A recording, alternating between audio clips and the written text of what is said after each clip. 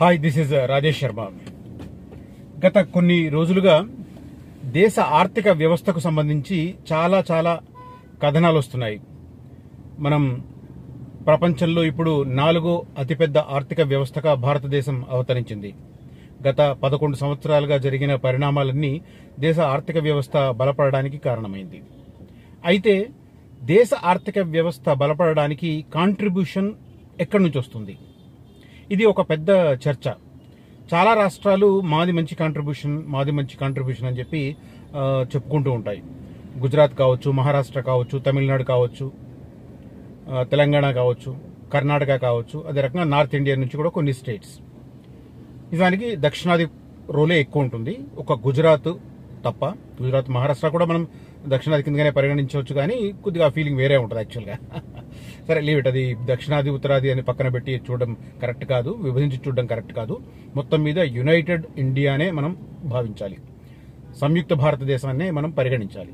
అయితే తెలంగాణకు సంబంధించి ఈ ఆర్థిక వ్యవస్థలో భాగస్వామ్యం ఇంకా పెంచడానికి ప్రయత్నాలు జరుగుతున్నాయి.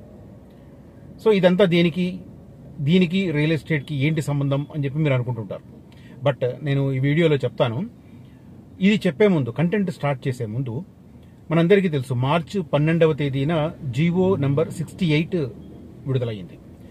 దాని ప్రకారం హైదరాబాద్ మెట్రోపాలిటన్ డెవలప్మెంట్ అథారిటీ ఏదైతే ఉందో, హెచ్ఎండిఏ, దాన్ని హైదరాబాద్ మెట్రోపాలిటన్ రీజియన్ హెచ్ఎంఆర్గా మారుస్తూ దాని పరిధిని RRR ఎక్కడ దాకా వస్తే అక్కడ వరకు అని నిర్ధారించారు. దాని ప్రకారం అంతకుముందు హెచ్ఎండిఏ పరిధి 7,200 చిల్లర చదరపు కిలోమీటర్లు ఉంటే అది కాస్త 10,462 చదరపు కిలోమీటర్లకు విస్తరించింది. అంటే RRR లోపల ఉన్నది, రీజనల్ రింగ్ రోడ్ లోపల ఉన్నది మొత్తం హెచ్ఎంఆర్ రీజియన్. హెచ్ఎండిఏ కాదు, హెచ్ఎంఆర్ఏ అని పిలవాలి. కాకపోతే ఇంకా వాడుకలో హెచ్ఎండిఏనే పరిగణిస్తున్నారు కాబట్టి అందరూ హెచ్ఎండిఏ అని అంటున్నారు. నిజానికి ఆ జీవో ప్రకారం, జీవో నంబర్ 68 ప్రకారం ఈ పాటికే హెచ్ఎంఆర్ అని నోటిఫై చేయాల్సింది. సరే, అది 2050 మాస్టర్ ప్లాన్ ఎప్పుడైతే వెల్లడవుతుందో అప్పటికి అది అలా కోట్ చేస్తారేమో అని అనుకుంటున్నాను నేను. మోస్ట్ ప్రాబ్లీ సెప్టెంబర్, అక్టోబర్ కల్లా ఈ ప్రక్రియ పూర్తవుతుందని చెప్పి అంటున్నారు. ఎందుకంటే ఈ ప్లాన్ ప్రిపరేషన్ కోసం ఒక కన్సల్టెన్సీని కూడా పిలవడానికి ఇప్పుడు ప్రస్తుతం టెండర్ల ప్రక్రియ కొనసాగుతుంది. ఆ తర్వాత వాళ్ళకు ఒక 2-3 నెలలు టైం ఇవ్వచ్చు ఈ హెచ్ఎండిఏకి సంబంధించిన మాస్టర్ ప్లాన్ ప్రిపేర్ చేయడానికి. ఆల్రెడీ హెచ్ఎండిఏ అఫీషియల్ స్టాఫ్ దానికి సంబంధించిన ఇన్పుట్స్ అన్ని రెడీ చేసి ఉంటారు కాబట్టి ఆ కన్సార్షియం ఎక్కువ టైం తీసుకోకపోవచ్చు. ఆ కన్సల్టెన్సీ మాస్టర్ ప్లాన్ తొందరగానే రెడీ చేయొచ్చు. సరే, ఇదంతా మాకు తెలుసు కదా అని చెప్పి మీరు అనుకోవచ్చు. దీంట్లోనే ఇప్పుడు హైలైట్ ఏంటంటే, కొత్తగా ప్రభుత్వం ఎకనామిక్ డెవలప్మెంట్ ప్లాన్ అని, ఈడిపి అని ఒకటి ప్రిపేర్ చేసింది హెచ్ఎండిఏ పరిధికి సంబంధించి. అంటే అప్ టు RRR హెచ్ఎంఆర్ రీజియన్కి సంబంధించి చూస్తే దాంట్లో ప్రస్తుతానికి 10 ఎకనామిక్ డెవలప్మెంట్ జోన్స్ ఉన్నాయి. ఆ 10 జోన్లను కాస్త ఏకంగా 35 జోన్లకు పెంచాలని చెప్పి గవర్నమెంట్ డిసిజన్ తీసుకుంది. దానికి సంబంధించిన సమగ్ర ప్రణాళిక రెడీ అయింది.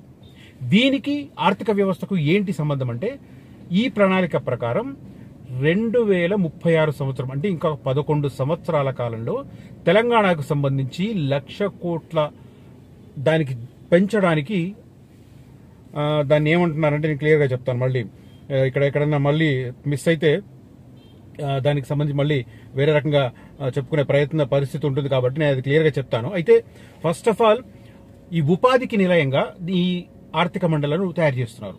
ఎకనామిక్ డెవలప్మెంట్ ప్లాన్లో 2050 ఆల్రెడీ రెడీ అయింది. RRR వరకు విస్తరించిన హెచ్ఎండిఏ పరిధికి రాబోతున్న సరికొత్త మాస్టర్ ప్లాన్ 2020లో ఈడిపి అత్యంత కీలకం కాబోతుంది. ఈడిపి అంటే ఎకనామిక్ డెవలప్మెంట్ ప్లాన్ 2050, అంటే హెచ్ఎండిఏ 2050 మాస్టర్ ప్లాన్లో ఈ ఈడిపి 2050 మాస్టర్ ప్లాన్ అనేది చాలా కీలకం. దీంట్లో education, transport, IT, information technology and tourism, ఈ 4 డిపార్ట్మెంట్లకి ఎక్కువ పెద్దపీట వేయడం ద్వారా ఉపాధి అవకాశాలను గణనీయంగా పెంచడానికి అని చెప్పి ప్రస్తుతం ఉన్న ఆర్థిక మండలను, ఎకనామిక్ డెవలప్మెంట్ జోన్లను ఏకంగా ఇంకొక 25 యాడ్ చేసి 35 ఆర్థిక మండళ్లను దీంట్లో ఇన్కార్పొరేట్ చేశారు. ఈ మేరకు ఈడిపి, ఎకనామిక్ డెవలప్మెంట్ ప్లాన్ 2050 రూపకల్పన జరిగింది. ఇది దాంట్లో అంటే దీన్ని ఎకనామిక్ డెవలప్మెంట్ ప్లాన్ ఏదైతే ఉందో దీని ప్రకారమే ఇప్పుడు రేపు హెచ్ఎండిఏకి సంబంధించిన జోన్స్ డివిజన్ జరుగుతుంది.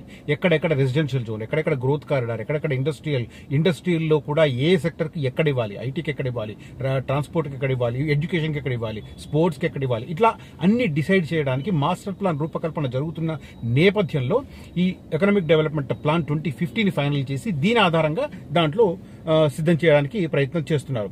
తెలంగాణ రాష్ట్రాన్ని 2036 కల్లా $1,00,000 కోట్ల ఆర్థిక వ్యవస్థగా తీర్చిదిద్దడమే లక్ష్యంగా పెట్టుకుంది ప్రభుత్వం. దానికి అనుగుణంగా ఈ హైదరాబాద్ మెట్రోపాలిటన్ రీజియన్ ఏదైతే ఉందో, నేను ఇందాక చెప్తున్నాను కదా, 666 వరకు ఉండే రీజియన్ GOMS నెంబర్ 68 ప్రకారం దాంట్లో ఇది ప్రిపేర్ చేశారు. కీలక ప్రతిపాదనలు దీంట్లో కనిపిస్తున్నాయి మనకు. ఇందాక నేను చెప్పాను కదా, EDP 2050లో కీలక ప్రతిపాదనలు విద్య, రవాణా, ఐటీ, పర్యాటక రంగాలకు ప్రాధాన్యం. హెచ్ఎండిఏ మాస్టర్ ప్లాన్ లో ఈ ప్రణాళికనే ఇప్పుడు చాలా కీలకం. సెప్టెంబర్ ఆర్ అక్టోబర్లో నోటిఫై కాబోతున్న 2050 HMDA master plan, HMR master plan అనాలి దాన్ని. కాబట్టి ఈజీగా అర్థం కావడానికి నేను హెచ్ఎండిఏ అని వాడుతున్నాను పదే పదే. హెచ్ఎంఆర్ అంటే చాలా మందికి ఇంకా ప్రాచుర్యంలోకి రాలేదు కాబట్టి హెచ్ఎండిఏ అని వాడాల్సి వస్తుంది. ప్రధానంగా ఈ 2050 మాస్టర్ ప్లాన్ హెచ్ఎండిఏలో ఈ ఎకనామిక్ డెవలప్మెంట్ ప్లాన్ 2050 అనేది చాలా కీలకం కాబోతుంది. దాని ప్రకారం ఈ ఆర్థిక మండలిని నోటిఫై చేస్తున్నారు. ఇంకా లోతుగా వెళితే రియల్ ఎస్టేట్, కన్స్ట్రక్షన్, ఇండస్ట్రియల్ సెక్టర్లు దీంట్లో ప్రధానంగా పాత్ర. ఈడీపీని చాలా మంది ముందు, అంటే ఈ EDP 2050 master plan real estate సంబంధించిన వాళ్ళు, కన్స్ట్రక్షన్ సంబంధించిన వాళ్ళు, అదే రకంగా ఇండస్ట్రీకి సంబంధించిన వాళ్ళు ఆ ప్రాథమికంగా వచ్చిన ప్రతిపాదనలు చూసి హర్షం వ్యక్తం చేశారట. దేని ప్రకారం ఎక్కడెక్కడ ఏమొస్తున్నాయంటే నేను చదువుతాను. నేను కొన్ని అన్ని టచ్ చేస్తే చాలా లెంతీ అవుతుంది వీడియో, బట్ నేను అట్లా పైపైన టచ్ చేస్తాను. హైదరాబాద్, కొత్తూరు, మేడ్చల్, ఘట్కేసర్, అంబర్పేట ప్రాంతాలు వాణిజ్యపరంగా డెవలప్ అవుతాయి. తర్వాత సైబరాబాద్, జవహర్ నగర్ ప్రాంతాలు ఐటీ డిపెండెంట్ ఇండస్ట్రీస్ కు నిలవాలుగా మారతాయి. పటాన్ చెరువు, ఉప్పల్ ఏరియా పారిశ్రామిక వాడలుగా మారతాయి. శంషాబాద్ రవాణా పరంగా ఆర్థిక మండలంగా మారుతుంది. ఈడీపీ 2050లో అదనంగా విద్య, మిశ్రమ వినియోగం, అంటే మనకు ఫ్యూచర్ సిటీ ప్లాన్ చూసిన వాళ్ళకి తెలుస్తుంది. మిక్స్డ్ యూజ్ అని దాంట్లో పెట్టారు. నేను పదే పదే చెప్తుంటాను, రెసిడెన్షియల్ కమ్ మిక్స్డ్ యూజ్ అని 1317 ఎకరాలను పెట్టారు. మొత్తం 13,973 ఎకరాలు, అంటే మనం రౌండప్ చేసి 14,000 ఎకరాలు అంటున్నాం ఫ్యూచర్ సిటీ. బట్ అందులో 1317 ఎకరాలను రెసిడెన్షియల్ కమ్ మిక్స్డ్ యూజ్ అని పెట్టారు. మిక్స్డ్ యూజ్ అంటే ఆ దాంట్లో ల్యాండ్ వేలం వేస్తే తీసుకున్న వాళ్ళు దాన్ని దేనికైనా వాడుకోవచ్చు. ఎంటర్టైన్మెంట్కి వాడొచ్చు, హాస్పిటల్స్ నెలకొల్పడానికి వాడొచ్చు, లేదా హోటల్స్ ఏర్పాటు చేయడానికి వాడొచ్చు. అట్లా మొత్తం మీద అంటే ఇండస్ట్రీస్ పరంగా కాకుండా మిగతా ఆల్ సెక్టర్స్ కి ఉపయోగించే రకంగా వాటిని వాడుకోవచ్చు. తర్వాత అదనంగా ఏం చేస్తున్నారంటే విద్య, మిక్స్డ్ యూజ్ అండ్ ట్రాన్స్పోర్ట్, పర్యాటక రంగాలను ప్రాధాన్యత ఇచ్చారు. ఇప్పుడు ఈ 2050 ఈడీపీ ప్లాన్ లో పారిశ్రామిక ఆర్థిక మండలుగా పటాన్ చెరువు కొత్తగా, ఇప్పటివరకు నేను చెప్పినవి ఆల్రెడీ ఉన్నాయి. కొత్తగా ఏం జరుగుతున్నాయంటే పారిశ్రామిక పరంగా, ఇండస్ట్రీ పరంగా పటాన్ చెరువు, రుద్రారం, తూప్రాను, షామీర్పేట, దండుమల్కాపూర్, చౌటుప్పల్, ఇబ్రహీంపట్నం, చందన్వల్లి, తుర్కపల్లి, నారాయణపూర్, యాచారం, మంచాల్, అమన్గల్ ఇవన్నీ ఇండస్ట్రీస్ ఆర్థిక మండలుగా ఉంటాయి. వీటితో పాటు 25 అని చెప్పాను కదా, 25లో ఇప్పుడు నేను ఎన్ని చెప్పాను, నేను పటాన్ చెరువు, రుద్రారం, తూప్రాను, షామీర్పేట, దండుమల్కాపూర్, చౌటుప్పల్, ఇబ్రహీంపట్నం, చందన్వల్లి, తుర్కపల్లి, నారాయణపూర్, యాచారం, మంచాల్, అమన్గల్, అంటే మొత్తం 13 ఈ ఇండస్ట్రీస్ కు సంబంధించి ఇండస్ట్రీ ఆర్థిక మండలుగా 13 ఉన్నాయి. ఆ తర్వాత మిశ్రమ అంటే మిక్స్డ్ యూజ్ కింద వచ్చేవి హైదరాబాద్, సైబరాబాద్, ఉప్పల్, శంషాబాద్, కొత్తూరు, మేడ్చల్, ఘట్కేసర్, ఆదిబట్ల, ఫ్యాబ్ సిటీ, ముచ్చర్ల, షాద్నగర్ ఉంటాయి. ఆ తర్వాత ఐటీఈఎస్, ఐటీ రిలేటెడ్ సంస్థలు, వాణిజ్య సేవలు, ఇతర రంగాలు ఉంటాయి. విద్యాపరమైన ఆర్థిక మండలిగా జవహర్ నగర్, పర్యాటక రంగానికి సంబంధించి అంబర్పేట్, నర్సాపూర్, మర్కూర్, భువనగిరి, మృగవని, లాజిస్టిక్స్ ఆర్థిక మండలుగా కండ్లకోయ, నాగిరెడ్డిపల్లి, బాటసింగారం, ఈదురనాగులపల్లి, రావులపల్లి ఉంటాయి. ఇలా మొత్తం మీద 35 ఆర్థిక మండలం దీంట్లో డిజైన్ చేశారు.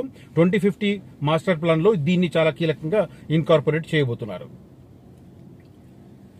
తర్వాత నేను ఇందాక చెప్పాను కదా, 2036 కల్లా $1,00,000 కోట్ల ఆర్థిక వ్యవస్థగా తెలంగాణ టార్గెట్. 2050 కల్లా చూడండి, మనకి ఇది ఆశ్చర్యంగా ఉంటుంది చాలా నంబర్ చూస్తుంటే. ఎక్స్పెక్టేషన్స్ అయితే చాలా ఉన్నాయి. ఇప్పుడు అది నేను చెప్తుంటే అమ్మ అనిపిస్తుంది. తర్వాత భూముల పరంగా హెచ్ఎండిఏలో డిమాండ్ ఎలా ఉందంటే, భూ వినియోగం 2030 వరకు ఈ మ్యానుఫ్యాక్చరింగ్ సంబంధించి 156 చదరపు కిలోమీటర్లు విస్తరించే అవకాశం ఉంది వచ్చే 5 ఏళ్లలో. తర్వాత వాణిజ్య రంగం వచ్చేసి 9.5 కిలోమీటర్లు.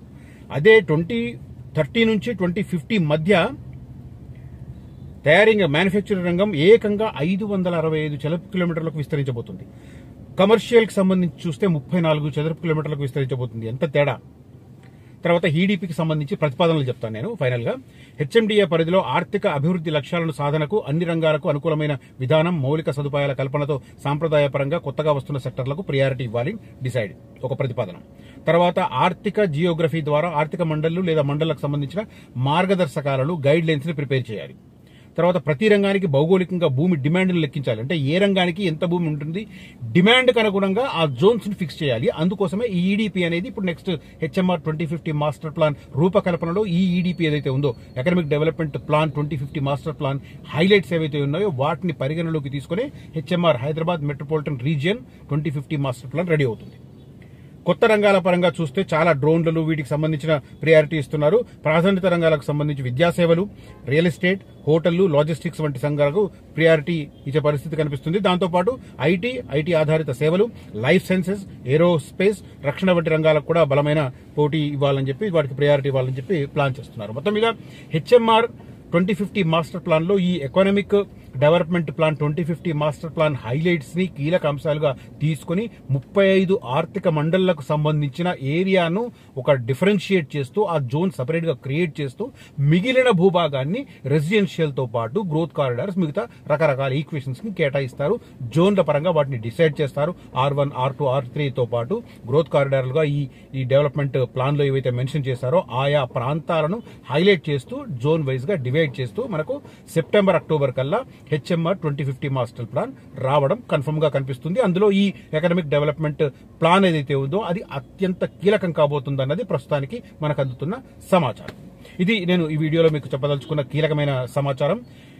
మొత్తం మీద చూస్తే వచ్చే 10-15 ఏళ్లు ఫ్యూచర్ సిటీ అనేది చాలా చాలా కీలకం కాబోతుంది. ఫ్యూచర్ సిటీ 56 గ్రామాలలో తొలుత వచ్చేది 4-5 గ్రామాలే ఉంటాయి. ఆ తర్వాత అంటే మొదటి 5 సంవత్సరాలు ఇప్పటి నుంచి వచ్చే 5 ఏళ్ల పాటు, ఆ తర్వాత 5 ఏళ్ల పాటు ఇంకొంతగా ఎక్స్పాండ్ అవుతుంది. ఆ తర్వాత 5 ఏళ్ల పాటు అంటే 15 సంవత్సరాలలో మొత్తం ఈ 56 గ్రామాలకు విస్తరిస్తుంది. కాబట్టి దానిని దృష్టిలో పెట్టుకుని ఎవరు చెప్తే ఎవరు గురిడి కొడుతున్నారో లేదా చూసుకొని కరెక్ట్ ఫస్ట్ డెవలప్మెంట్ ఎక్కడ వస్తుంది అనేది క్యాల్కులేట్ చేసి అక్కడ సెంట్రల్ జోన్ గా ఎందుకు చెప్తున్నానంటే ప్రభుత్వం ఆల్రెడీ తమ చేతిలో ఉన్న భూమిని డెవలప్ చేయడం ఈజీ. కొత్తగా భూసేకరణ చేయాలంటే ఇట్ టేక్స్ టైం. కాబట్టి కొత్తగా భూసేకరణ చేసే ప్లేస్ లో ఇప్పుడు ఇన్వెస్ట్ చేయడం కరెక్ట్ కాదు. ఆల్రెడీ భూమి ప్రభుత్వం చేతిలో ఉన్న దానికి దగ్గరలో వీలైనంత దగ్గరలో ఇన్వెస్ట్ చేయడం అనేది కొద్దిగా మైండ్ ఉన్న వాళ్ళకి అర్థమవుతుంది. సో అది ఫోకస్ చేయండి. చాలా మంది మిస్గైడ్ చేస్తున్నారు. మొత్తం మీద 56 గ్రామాల్లో మా గ్రామం ఉంది, ఇది కూడా డెవలప్ అవుతుంది. ఇప్పుడప్పుడే కాదు. మొత్తం 56 గ్రామాలకు ఫ్యూచర్ సిటీ విస్తరించాలంటే it takes 15 years time. So core ఏరియాను ఫస్ట్ ఐడెంటిఫై చేసి దాన్ని అక్కడ ఇన్వెస్ట్ చేయండి. ఎవరైనా మీకు మా విలేజ్ కూడా ఉంది, మా వెంచర్ కూడా ఫ్యూచర్ సిటీ 56 గ్రామాల పరిధిలో ఉంది అని చెబితే దయచేసి మీ మాస్టర్ ప్లాన్ చూపించమనండి. అక్కడ భూసేకరణ జరిగిందా కనుక్కోండి. వాళ్ళు చెబుతున్న ప్లేస్లో భూసేకరణ జరిగిందా, ప్రభుత్వం చేతిలోకి భూములు వెళ్ళాయా అడగండి. ఈ ప్రశ్న ఎవరైతే ఆ రియల్ ఎస్టేట్ సంస్థ వాళ్ళు చెప్తున్నారో వాళ్ళని నేరుగా ఇదే ఒక ప్రశ్న.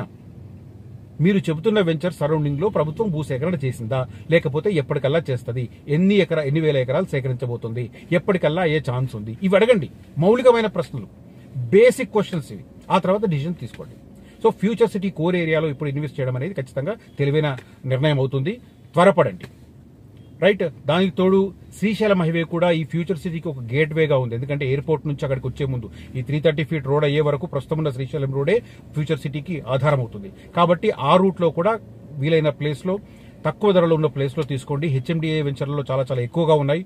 కాబట్టి ఆలోచించి ఆచితూచి నిర్ణయం తీసుకోండి.